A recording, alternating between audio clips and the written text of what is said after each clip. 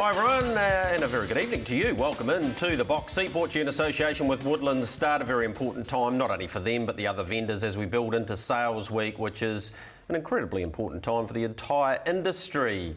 A week ago, we had a pretty serious incident in racing. Sometimes there are more important things, Michael, than who won the race or who made money off the punt, because a couple of really well-respected people went through a pretty horrific accident in Canterbury. Yep, and we'll talk about that shortly. You're right, it's one of those times where the industry pulls together, Greg. Next week, though, we become all little mini foes against each other, because sales time, it's about me trying to beat you and the bloke next to us as we try and get the best horses for the years ahead. Really interesting sale coming up for lots of different reasons. We'll talk to a couple of the vendors who maybe aren't the superstars of the sales, but who knows, this time next week they could be. And among all that, Greg, we have some really big racing. Addington's big meeting this Friday night sort of snuck up on us a little bit, but it's a really serious meeting. Addington's biggest meeting, I would suggest, since Cup time. And then, of course, we have the Chariots of Fire coming out of Menangle, which is a race now which is seen as the doorstep to the Miracle Mile, when you consider often the winner goes on to be a Miracle Mile contender. A lot of things about to happen, but as you said, this time last week we had a horrific incident, an accident in harness racing. Now, this is more down your way, so speak to me about these photographs we're about to see and how they came about. Well, it was Amberley's big day out at Rangiora, and as per the norm on a grass track, you expect Peter Davis and Margot Nine to have a team in, which they did. They were travelling on their way to the races, driving along Newton's Road, when a car appeared out of nowhere, and as you can see, took care of their truck which has become so renowned, especially on the West Coast and Nelson, Marlborough, all those circuits, and tipped it over on its side. They had horses on the float. As you can see, how the heck Margot and Pete have come out of it, as well as what they have. And when I say as well as what they have, I went there on Monday night to the hospital. Peter is lying prone on his back for 6 weeks looking at the ceiling because he has significant damage to a couple of vertebrae, a couple of not so great vertebrae, which will repair themselves over that period, and then they can start looking at the more serious ones. I think he cracked or broke 7 ribs. So he's not in great shape. Margot broke her wrist, a couple of ribs, quite a lot of bruising to her face, etc. And yeah, how they came out of those photos, as well as what they have, is quite remarkable. Tell me, without being ignorant of these things, it appears that the cab's been half caved in. So they had to cut Margot out. Okay, so effectively. Okay, cool. So obviously that part of that's damage post-accident. Pete actually got out. He got out of the cab, wow, which is amazing. Had a good chat to him on Monday night. He and Margot are both absolutely blown away by the support of the industry, and it's sometimes a bit of a cliche, and we say, oh, they're well respected and well liked by everyone. These people are.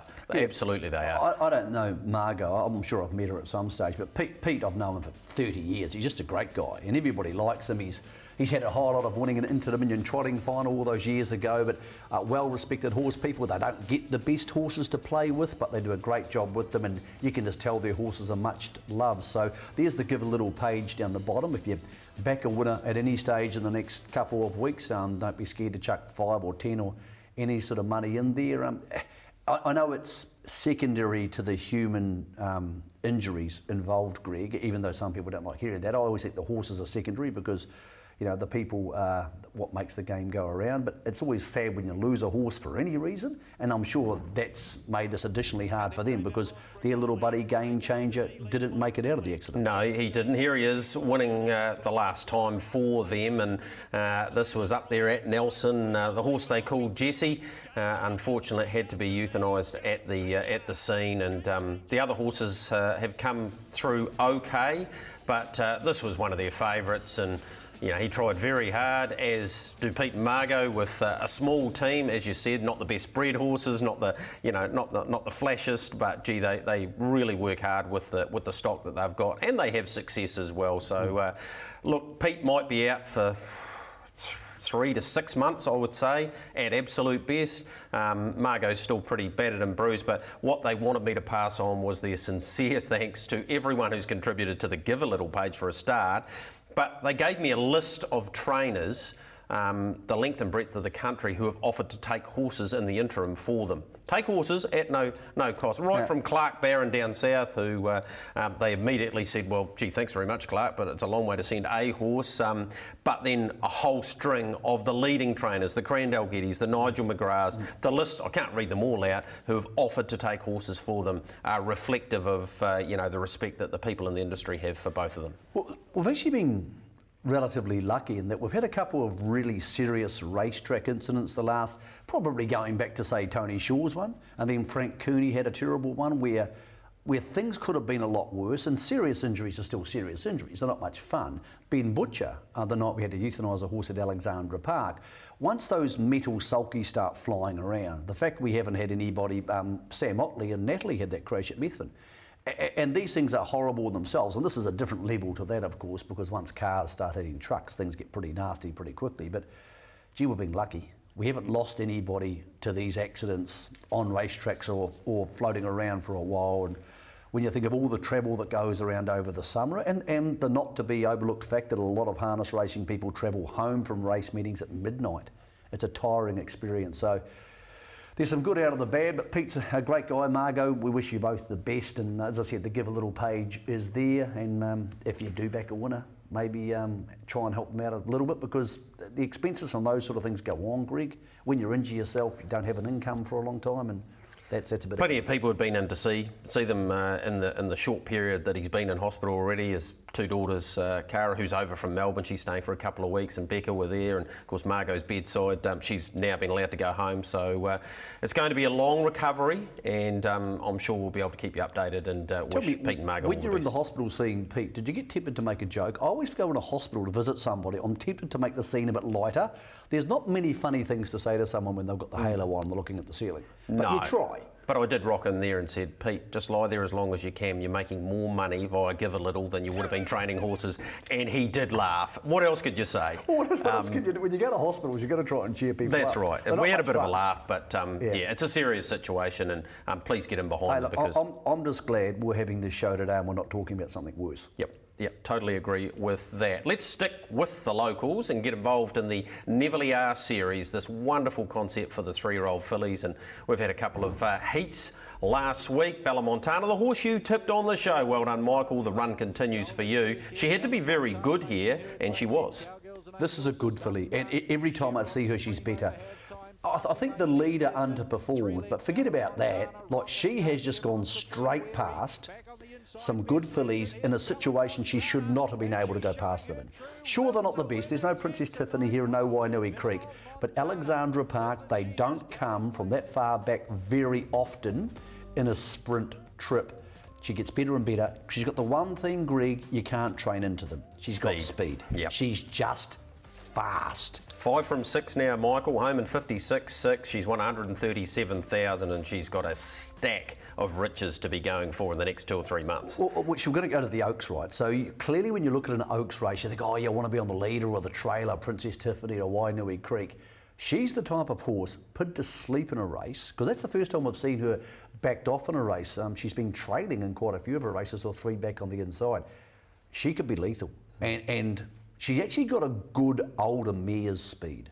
Like, a lot of 3-year-old fillies don't go on with it, and you go, oh yeah, she might be a right ladder. She'll be a good older horse. She's got scope, she's fast, and she's in the right stable. Barry will look after her, because one thing about Barry Purdon's this: he's never scared to miss a race. And if she was mine, 100% she'd be going to the New South Wales Oaks. But Barry said, no, we'll keep her here, because it's a long season. They have the Oaks here, they have the Oaks in the South Island, they have the Nevele R Fillies final, they have the Breeders' Crown and the Jewels, and she is owned in Australia, so they'll probably want to go to the Breeders. So, man, she's got a long season ahead of her. Princess Tiffany, by the way, who's hopefully going to be a crucial rival for her, I believe, trialling today. Trialling today, along with Kayla Marie, and Ultimate Sniper's there too. So, they're at Rangi Ora. So, hopefully they'll all go well, and we'll have some pretty exciting racing ahead. Speaking of the All-Stars, Bubbled Up, who was probably the best maiden going around in New Zealand, to be fair, lined up in this heat. Very fast time, Michael, 55.9 on the grass. She was really good, chased down by the Hope pair. I believe this is Tim Williams' 400th winning drive. Gee, that's a lot of winners. Like, for a guy who is an unassuming chap, he's driven plenty of Group 1 winners. This race is possibly the greatest anomaly in New Zealand harness racing every season.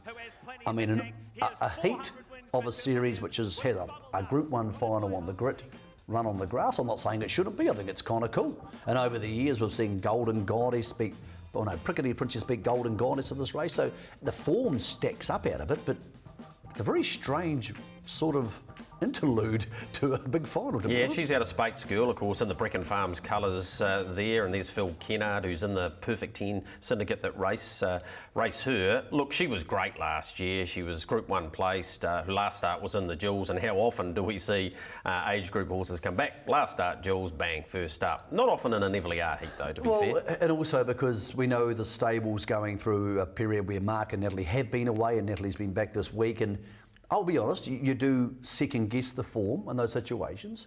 We shouldn't really, because apart from the mare's failures 2 weeks ago, which I think might correct this Friday night, the stable's been pretty good. So it can be really hard on the workers at the stable and think, oh, well, they're not as good as Mark and Natalie, which they probably aren't because not many people are. But I think the form's been relatively consistent with the small team they're lining up. The test for that will be this Friday. There's a lot of the All-Stars horses lining up. Like King's Landing and those types of horses. And Winterfell. Serious horses who wouldn't be easy to train to win fresh up. So, yeah, they're in for a huge week this weekend. Those colours are well renowned, and certainly in the last decade or so they've been everywhere. These haven't been. The Brian O'Meara colours, DiCaprio, stepping well up in grade.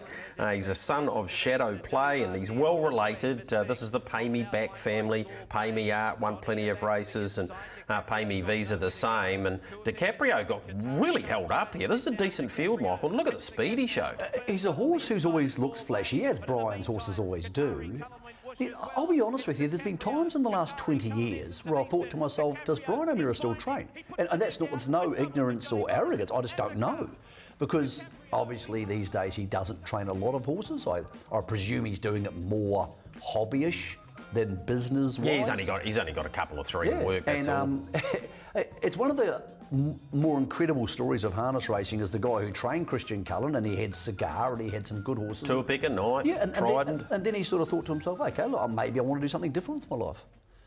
But yeah, when you see his horses, they're one of those sets of colours that makes you go, okay, I should pay attention to this, because he doesn't tend to bring them to the races unless they're honed down. I think this horse has just taken a bit of maturing maybe to get to this level. Yep. He's a 4-year-old. He's picked a bad year to be a 4-year-old, but yeah, he's doing a great job. Qatari Cullen was good and Do It Some was running on. Let's have a look at the Brecon Farms Young Gun Heat out of Alexandra Park the other night. Perfect Stride came out, which changed the complexion of it, but Line-Up did that and won. The talk had been around Northern Harness Racing that this might be the best 2-year-old up here, or the best 2-year-old of Ray Green's busy team. He's got 4 of the 5 here. Man, this is good. It wins with a scope, and it just looks a really smart horse. Actually wasn't racing in the Emilio Rosati colours, the E&M Stride Corporation colours, but I believe it has been sold to them, so I think it will be next time out. Yeah. He's a well compacted horse, isn't he? Yeah, chesty, and look, he was working well.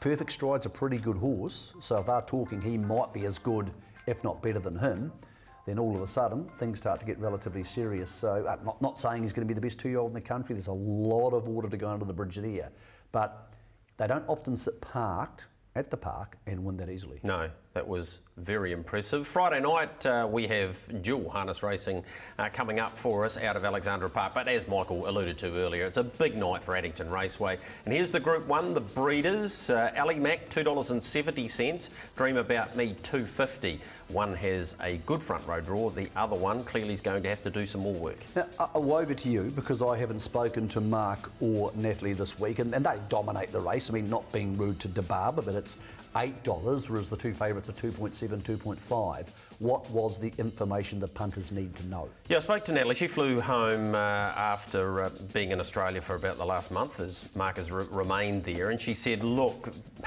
after the Premier Mares, they had a blood taken before and after. The red cells were slightly out going into the race, but nothing major. Post the race, there was clearly something going on there virus-wise, and that was evident in the second test. So that's both mares? Both mares. So that's not unusual in a stable, that a couple of horses that are clearly work together quite a lot and, you know, they've contracted.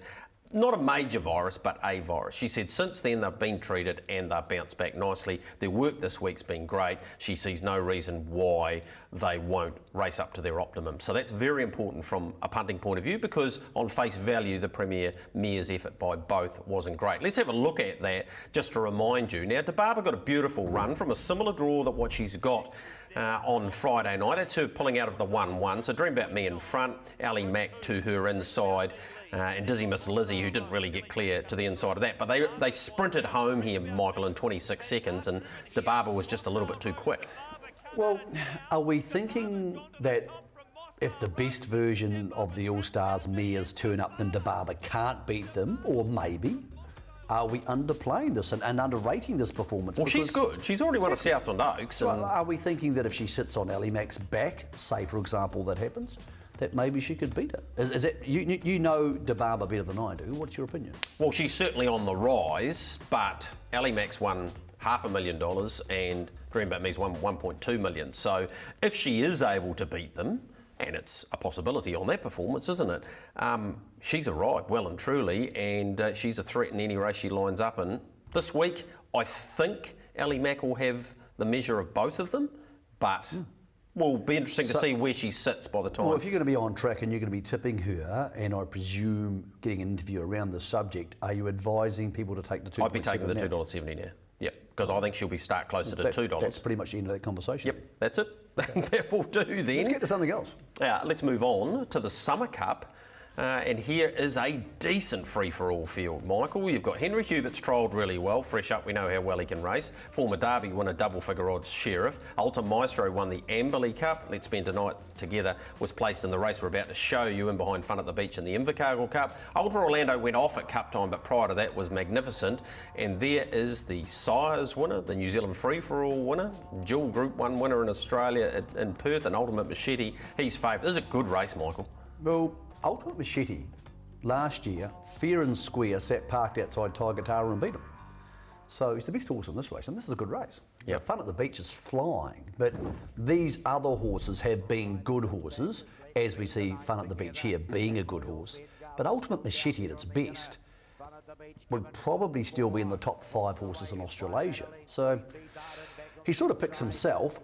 The question is then, what odds are you willing to take? Here is Fun at the Beach, and gee, he's just gone to another level, but whether that level was as high as Ultimate Machete and whether how race fitness plays into all that, I'm not really sure. I wouldn't be surprised if Ultimate Machete just came out and beat them, but because that's good, what we just saw there, but this is a horse who sat parked outside Jack's Legend and Tiger Tara and beat them up. Here's Ultra Maestro winning last week's Amberley Cup. Now, he bolts in this too.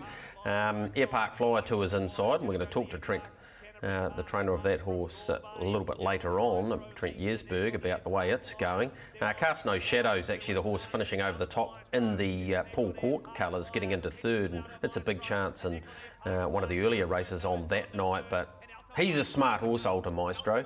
He's had to change his game a little bit, hasn't he? He was just a run-the-gate 2-year-old that they never really came back to them. But I reckon John and Robert have done a fantastic job with him.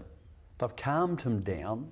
Like when he won on show day, he was just all over the place and he was reefing, and John had to really be on and off the throttle with him, and it was a lovely bit of horsemanship to get him home.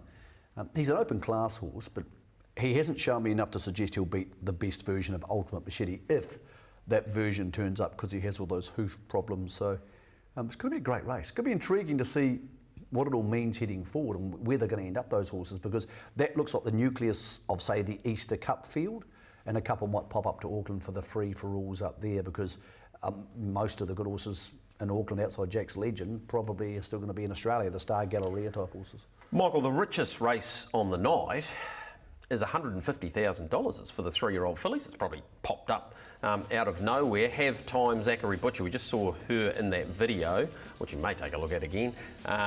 She gets into this beautifully. Susanna for Crandall Giddy and Nathan Purdon. Nakuru for John and Robert Dunn.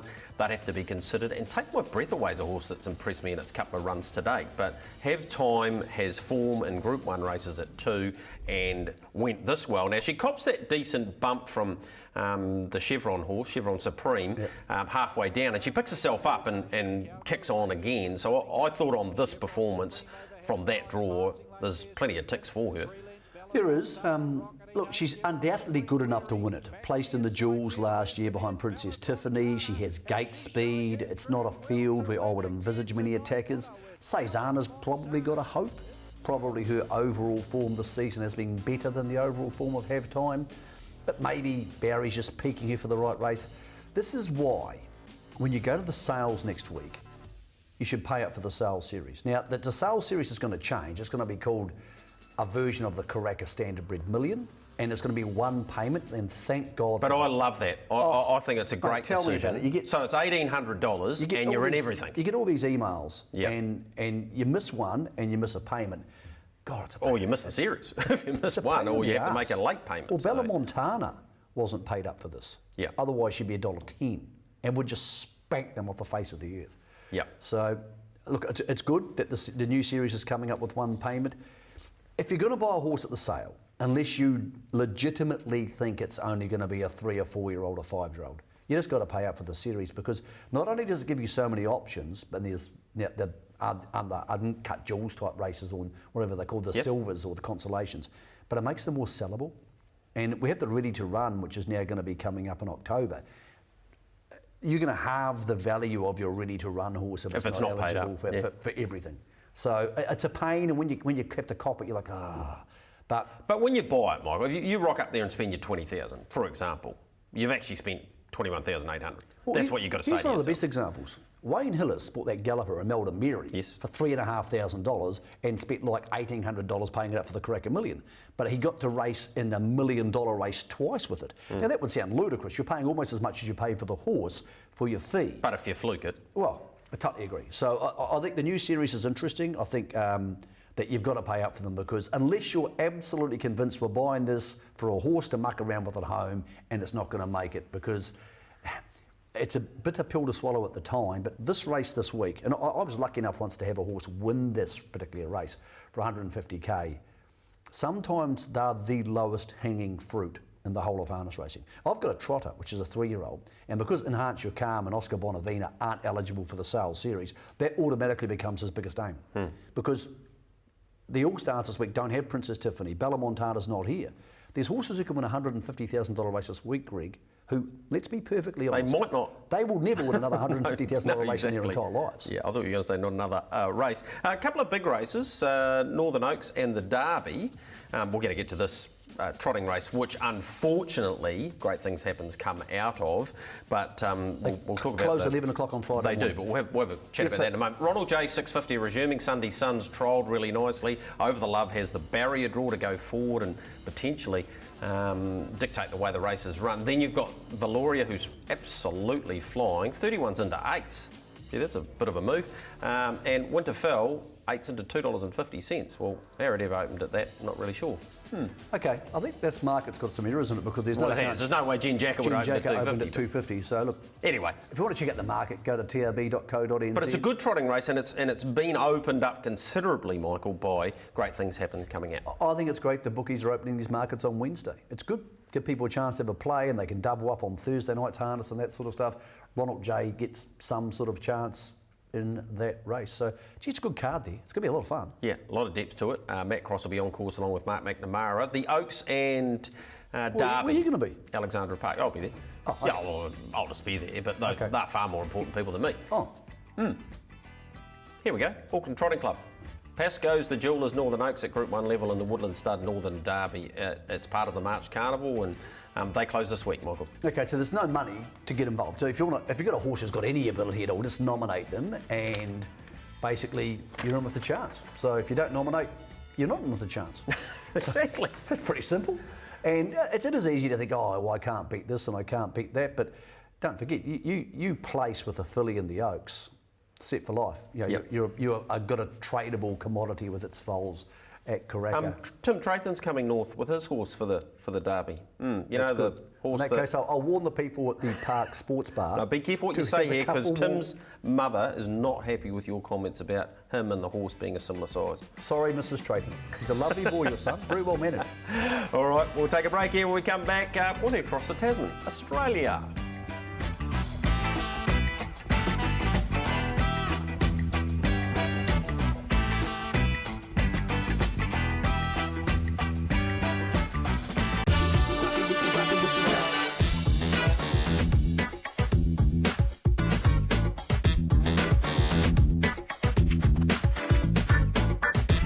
Time for us to head across the Tasman. Of course, you're in your box seat with Woodlands. Let's go to the Newcastle Mile. Change this year, of course, Michael. Automatic entry straight into the big dance, the Miracle Mile. Pickard was in front. There's the expat Kiwi, Little Rascal, but the winner didn't come from either of them. No, came from another expat Kiwi. Yaya's hotspot up the inside. Wins at 80-1 in New South Wales.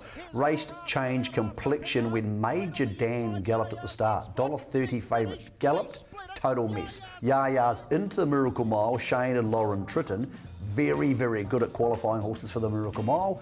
Gregory, he will be 100-1 for the big race. Yeah, and that race is worth 100,000. So I'm picking it might be a comer race that some guys go, right, here's our chance. It's a total missed target. There's Shane. There's the young driver, Manzelman. He did a super job to get the horse up beautifully, and Lauren was driving another horse in the race, and Maxi Man, the former Westport who Cup actually ran winner. fourth. Yeah. Yep, look, it's Lachlan Manzelman's his name. Good young fella from Queensland. He's moved to New South Wales and he had some success there. Whether he retains the drive in the Miracle Mile might depend on whether Maxi Winner's on Man that night there. as well. The bus, he keeps on flying over time. there. Double Delight Brigade. That was the last race of that meeting. They cancelled it because it was That's raining right. so badly. It's not going to be a factor for the Miracle Mile, that race. Picard, by the way, out of there goes to the Chariots of Fire this week. We'll talk about that in a second. Okay, South Australia, expat Kiwi Sicario now with Brent Lilly, sitting in the trail here, G Lang and Too Good. Yep, they went hard in front. He did one start in Australia. Of course, we know he's a high-class 4-year-old. Passing lane against horses who aren't that good. We know Daikiri, that's the horse outside the leader running second. Zadaka was in this race too. Yep, yeah. It's gone to $60,000 and they got the field they deserved for 60. It's gone backwards, as is South Australian harness racing, which is a real shame. But Sicario, Greg, will have a lot of fun over there. Yeah, and McLovin will too, based on this. He'll have more fun. I'll let the commentator, Jimmy Jarks, come up with this because this horse won by 28.2 metres. Let's see how accurate Jimmy was.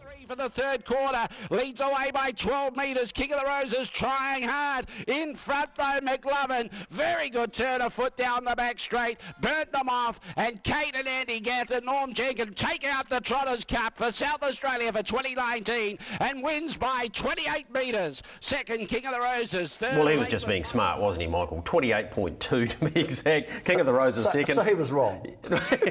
Monty Python third. An ex-Kiwi-a-thon. He's always had a 30 stack grand. of ability in the South Island, and they worked him during the week with Tornado Valley and loved him. Yeah. Went there and just smashed them. The trotters in Australia aren't that good. He's going to be really competitive with the best ones. Could well head to the free-for-all mile. Maori time set to 151.5 in last year on Miracle Mile night. So that's where he's likely to head. Ignatius, we talked about him last week and how well he went home in about 52 seconds. He had to be outstanding here, Michael. Sat alongside Chase Auckland throughout. I thought Chase Auckland was very good, and when we see the Chariots field for this week, he's come up with a great barrier again. But Ignatius is very smart. There's a lot of his former stablemate Bow Tied about this horse. He's quite a chesty horse. He's quite strong. He's improved a lot, and more importantly, he's very good around Menangle. He wasn't as good in Victoria as Bow Tied wasn't during his career when he went to the smaller tracks. He only just beats Chase Auckland, and he might have to sit parked outside Picard this week with Chase Auckland getting the drop in the potential trailing spot. But of course, there's no passing lane. Interesting Chariots, yes. He's as strong as these horses, and maybe even the best of them, Ignatius. But I think Chase Auckland will improve a stack. I see him trailing. I don't see him being in front. Poster boys in there, Ashley Locas, All You Need Is Faith. Very good field. By no means is it a case that Chase Auckland will win and lead and win for fun, because, Greg, I wouldn't be stunned if Ashley Locas or Poster Boy outswooped them. My bet in the race is actually Poster Boy each way. 6.5, very good money. Spoke to Chris Alford at length today. He's extremely confident he can win, but this is a good Chariots field. It is. Rack 'em up Tiger Pie finishing third there in the Paleface Adios, and of course Hale Christian for the Paul Court team drawing out there won't make it easy, but $61. He's been racing in great form too. So it's a deep race. All you need is faith. He's just going okay, although he may have been in need of that run too. It's hard to make a case he's going to beat some of these. The winner of this will go to the Miracle Mile on March 2nd. The Fixer makes his Menangle debut also after that disappointing performance. Seems to have in the bounced Hunter Cup. through that according to the All-Stars as Got well. a bad draw, so interesting to see whether they're there this week to give him a hard run and try and win because he's got a heat of the Miracle Mile next week, or whether they are there to give him a look at Menangle, because a lot of the All-Stars horses have been beaten fresh up at Menangle. The fixer there will have all the rap from Menangle next week on the show. Yep, you'll be over there, of course. Time for us to take a break here on your box seat. When we come back, we'll catch up with some of the people in and around the sale. Some interesting chats ahead on your box seat.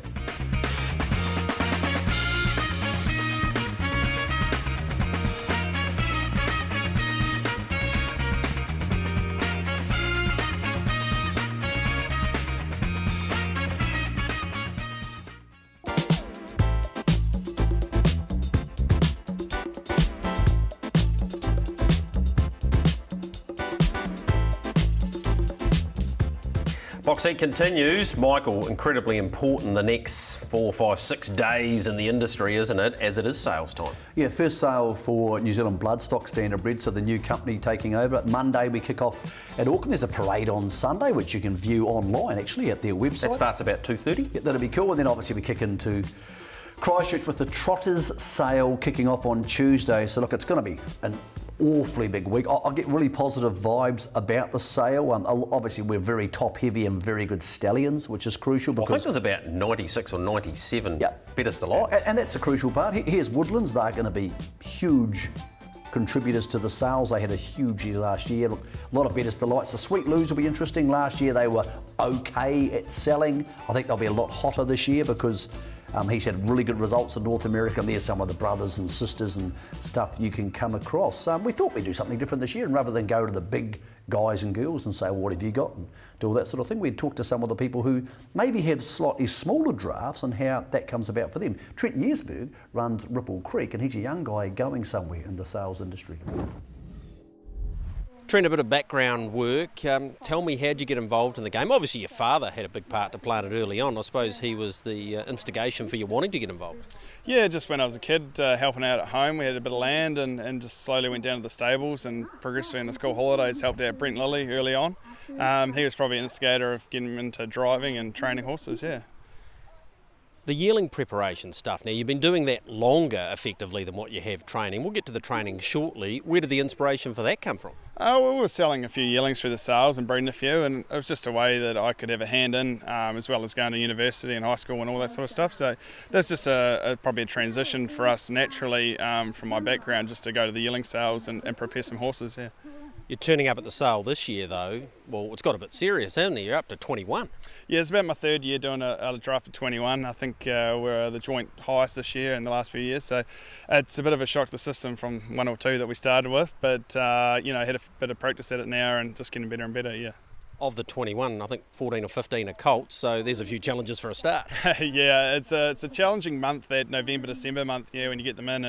And some of them think pretty highly of themselves, so you know it's a challenging job early on, and then this is probably the stressful time as well. The couple of weeks leading up to the race.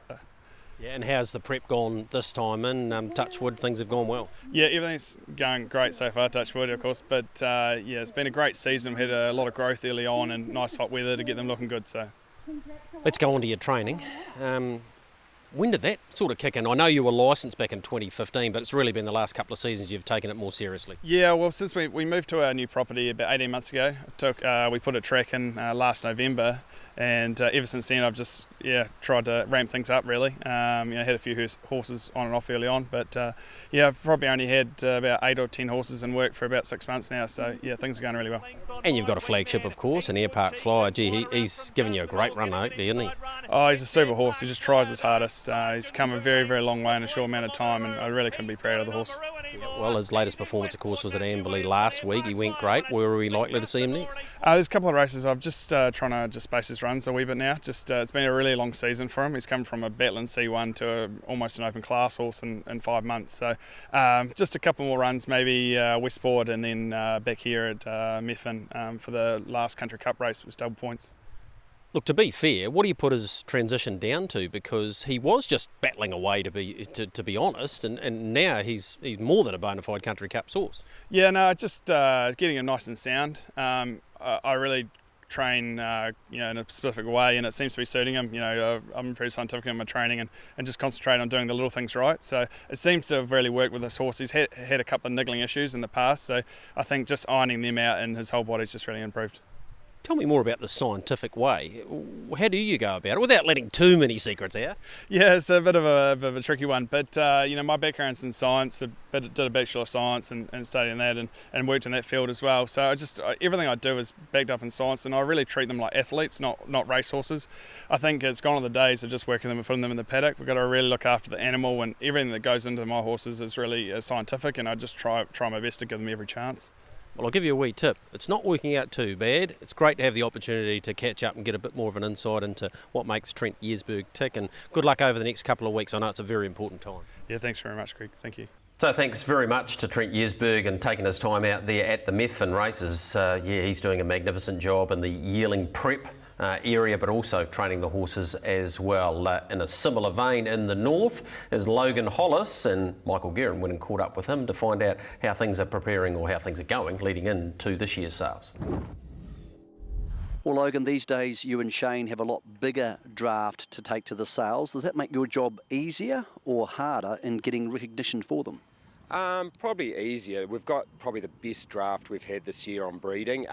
We've done numbers from between 3 up to 21. But having 13 and really well-bred horses, it's made it a lot easier for us this year promoting the draft.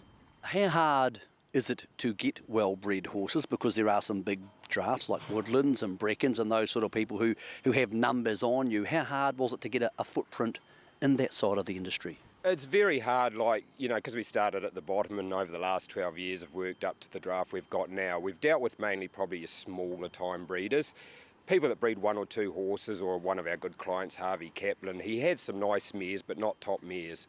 So over the years, it's just everyone's sort of breeding better stallions, and mares are getting better.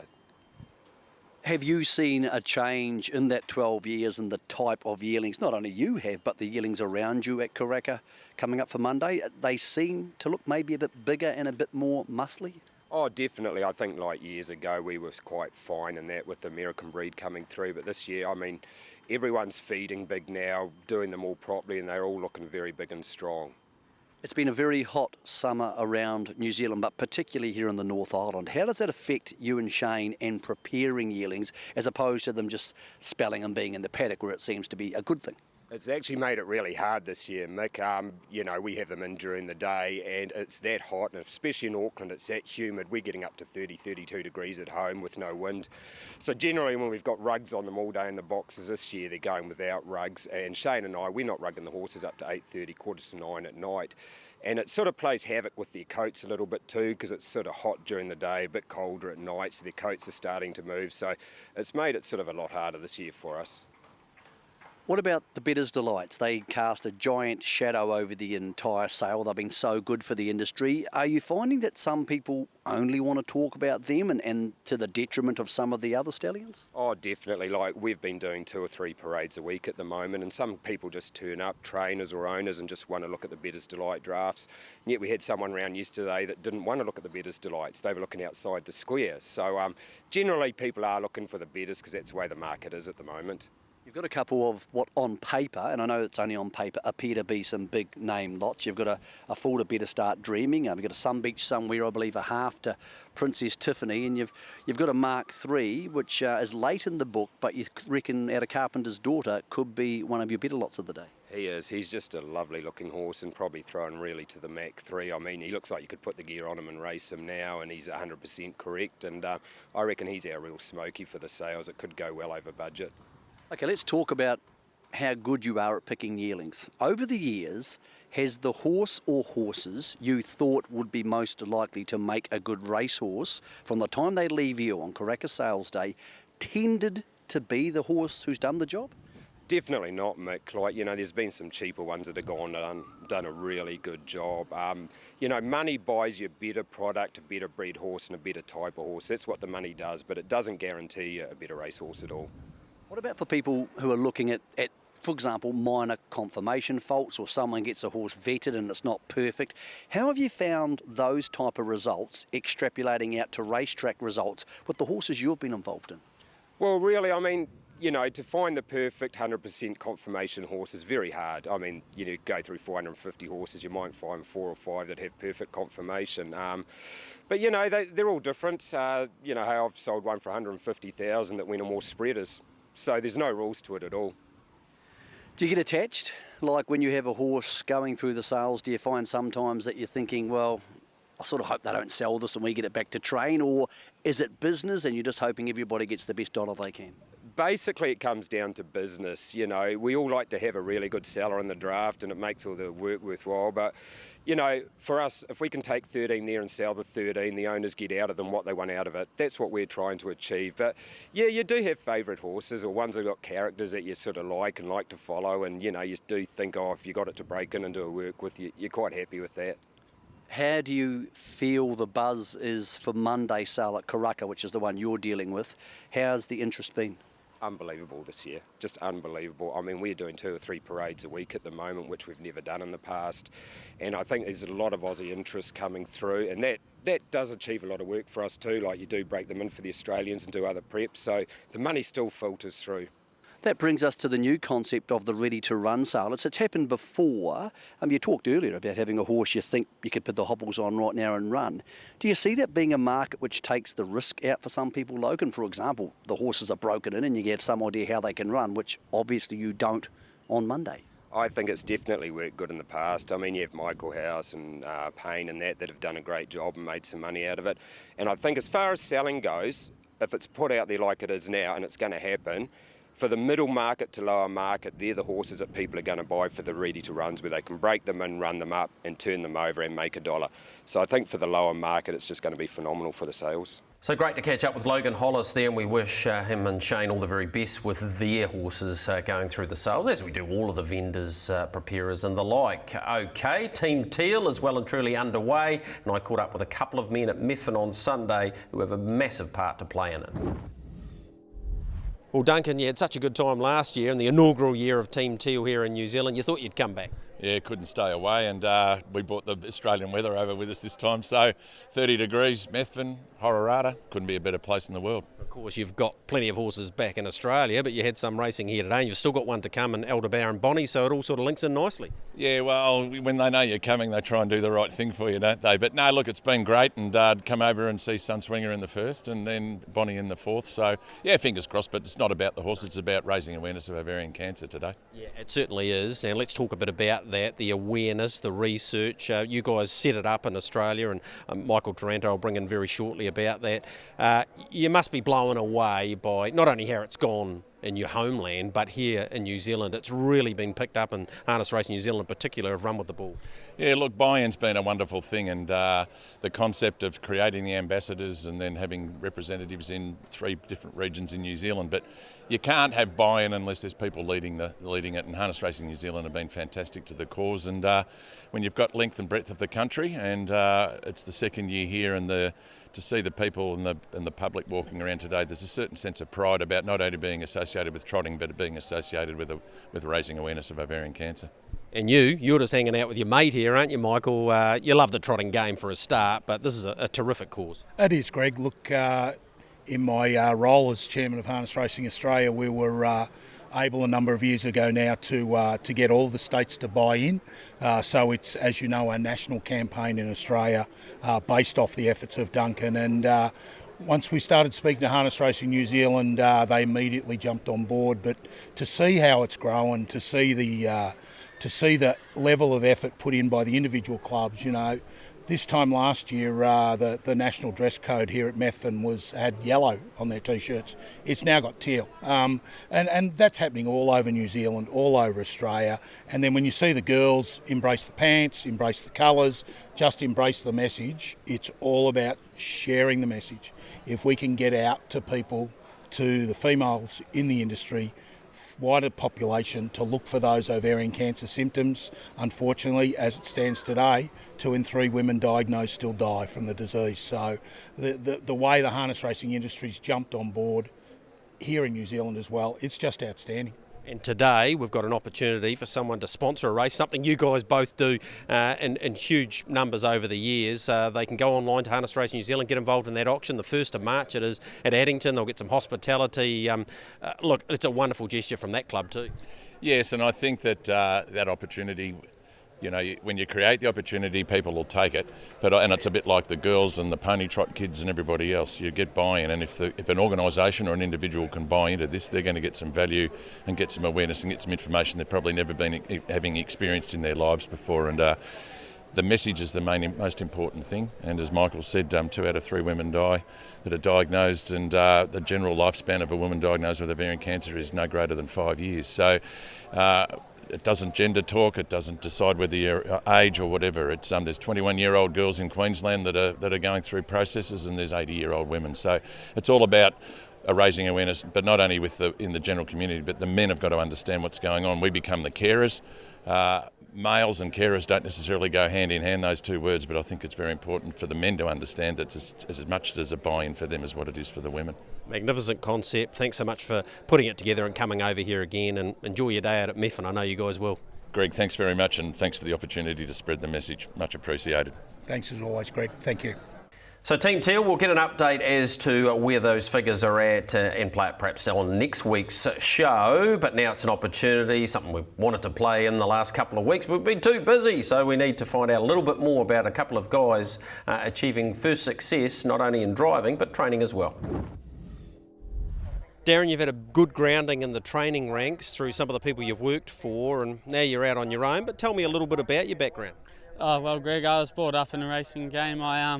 My dad, he trained horses, and he was a successful driver too, and it was probably always my ambitions. And when I was at school, I was always thinking, like lunchtime, I always looking at the results of the races, and I wasn't really focused at school. And so when I got to 15, Mum and Dad both realised that school wasn't for me, so they said, right, and I finished school on the Friday, and on the Saturday morning, first thing Saturday morning, I was on the plane to Sydney. I went over there and worked for Luke and Belinda McCarthy in New South Wales for 2 years. So, it was always what I wanted to do, and so I thought I'd give it a crack. You've had a fair old grounding. You've gone out on your own, and let's be fair, it could not have gone better. You line up your first lot of horses on the West Coast circuit, and blow me down if you don't win 7 races. Yeah, no, I didn't. I probably didn't appreciate it at the time, Greg. Like, I went out the first day, I won 2 races, and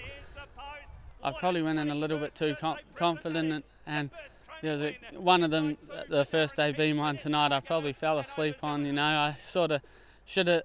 I went a bit slow and got overtake her. Otherwise, she would have won the first day as well. But absolutely phenomenal start to the career. I got home and I really sat down and thought about it. And I was actually lucky enough. I went to Nelson with 2 horses and I won a race there. It wasn't until Friday night that I went to Addington and lined Midnight Sue up at Addington that it really started to hit me, like you don't win all the time. No, you certainly don't. Midnight Sue will forever be your first ever winner though, and of course the other unique part about this is you've had 8 training wins already and you've driven the lot. Yeah, no, it's as I said, I'm just very fortunate to have the owners and the support behind me. Like, without them I wouldn't have been able to do it, and to have them put faith and given me a go, and without my dad I wouldn't have been able to do this. He's been the backbone He's the backbone, and he does all my shoeing and that, and he also helps me in the morning. So without him, I wouldn't have been able to do it. Yeah, your dad, Jamie, plenty of plaudits to him as well. Congratulations on the way it started, and we'll look forward to following your progress with great interest. Thank you very much, Greg. Thanks. Jesse, congratulations, getting win number 1 for your boss, Andrew Stewart. Must have been a pretty cool moment. Yeah, no, it was really good. It wasn't the best of days to get it, but made the travel worthwhile. So yeah, nice wee salute as well. So it didn't take too long to get there either. No, it was good to get out of the way nice and early. It sort of helps take the nerves away and gives you a bit more confidence. Where are you from, Jesse? Is there any family background, and how did you get involved in the game? I'm from Nelson originally, and I've been in Christchurch for about 5 years now, and no family at all, and sort of just got into it through meeting a few friends and sort of fell into it through there, and yeah. What attracts you? What is it? Is it the horse? Is it the opportunity? Is it the lifestyle? It was probably more the horse. I've always liked animals, and once I sort of sat behind a couple when I first started helping out Coxie, it was yeah, so just got the bug, and then that was it. Yeah. Oh, well, you got your career off to a pretty good start. Congratulations on the win, and look forward to talking to you again in the future. Hopefully, thank you.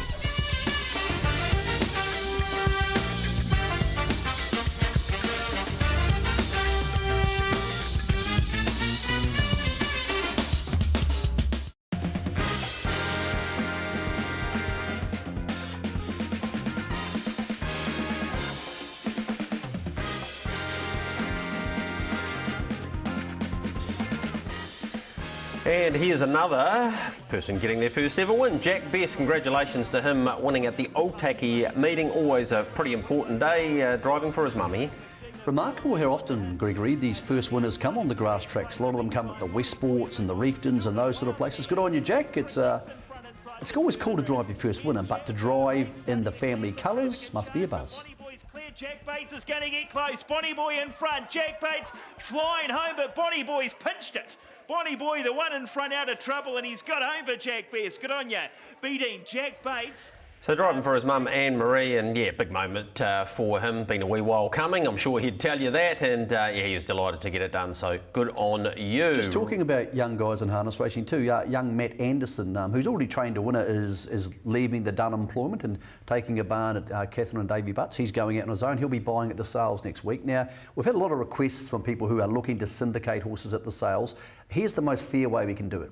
If you are looking to have a syndicate, not just you and a couple of mates at the pub type syndicate, but you are buying some fillies or some colts and you want to put a syndicate together, if you're a trainer and you're looking to do that sort of business, Greg, I think it's fair. You get hold of us. Get hold of us on our email address, and next week, post sales, we'll list those people, whether it's a Stonewall Stud or an Auckland Trotting Club or whoever. If you're fair dinkum about syndicating, I mean, the public horses, syndicators. Exactly right. We want to give you a chance to have your show, and that way we can't just say, well, we're doing this person or not that person. A lot of people are trying to do it. If you're out there and you're looking to build a syndicate around the sales next week, get hold of us and we'll put a page of those up. We can't directly advertise it unless you're a public syndicator, but we can certainly say, hey, why don't you contact this trainer because they've got horses. Anyway, that's all cool. What about what's ahead this week? Manawa 2, the second day. We've been a bit remiss of us not talking about Michael House and Blair Orange and what they did on the first day. But Michael House trained 7 winners, which equals the national record. Blair Orange drove 6. Michael also trained second in 2 other races, so a remarkable day at the office, regardless of opposition. Yeah, exactly. Alexandra Park will run alongside this fantastic meeting at Addington Raceway. 20:05, the start time of the 10 races, highlighted by the Group 1 New Zealand Standardbred Breeders with PGG Wrightson and, of course, the $150,000 New Zealand Yearling Sales Series Fillies race. So a magnificent night at Addington. Oamaru, 12 races there. That's on the grass, I'm pretty sure. 1 minute past 12, the start time there on Saturday. Winton race on Sunday. They're at 2 minutes past 12 and they have 10 races as well. What about Woodlands and their runners, where they'll be this week? Here's a list of them for you.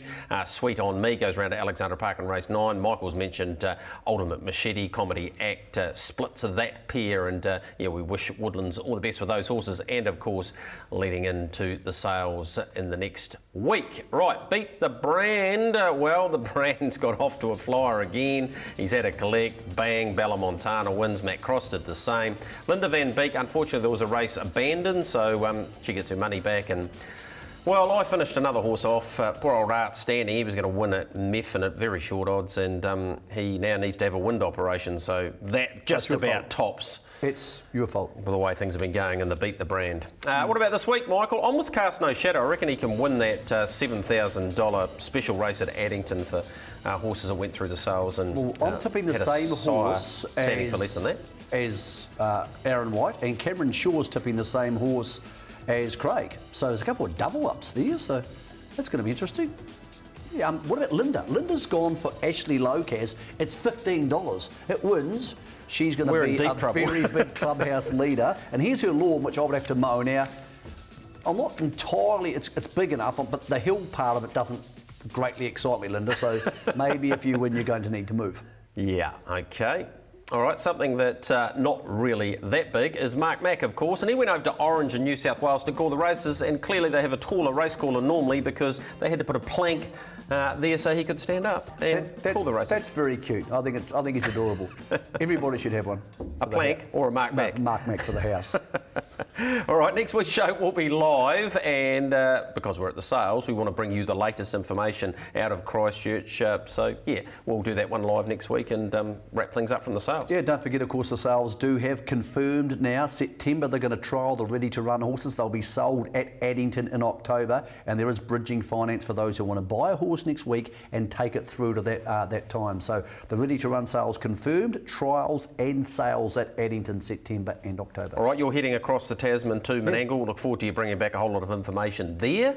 And next week there, of course, they have the Heats of the Miracle Mile and Derby Heats as well, and the Oaks. And there's a lot on. Heck of a lot on. See you at the sales. All right, hope you've enjoyed your box seat. We'll see you in a week's time. Goodbye.